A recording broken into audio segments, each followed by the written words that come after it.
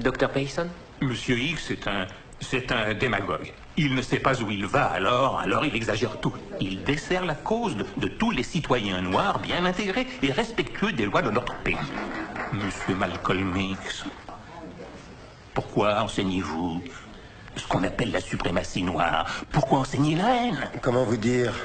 Qu'un blanc demande à un noir pourquoi il le hait, c'est le loup qui demande au mouton, le meurtrier à la victime, pourquoi est-ce que tu me hais moralement? Le blanc n'est pas en position d'accuser le noir de quoi que ce soit. Oui, je suis noir et je vous pose la question. Comment qualifieriez-vous un noir diplômé, licencié ou docteur d'une université? Je vais vous le dire, on dit X est un sale nègre. C'est comme ça que les blancs qualifieraient un nègre. Il faut comprendre cette façon de penser.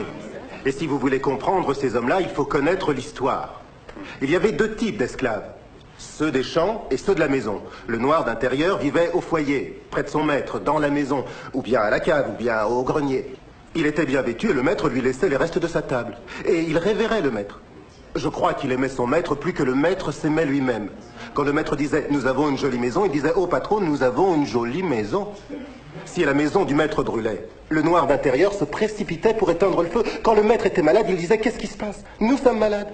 Nous, vous voyez, c'était la façon de penser du noir d'intérieur. Quand un autre esclave venait pour lui dire « fuyons, il faut se séparer de ce maître qui nous maltraite », et pourquoi?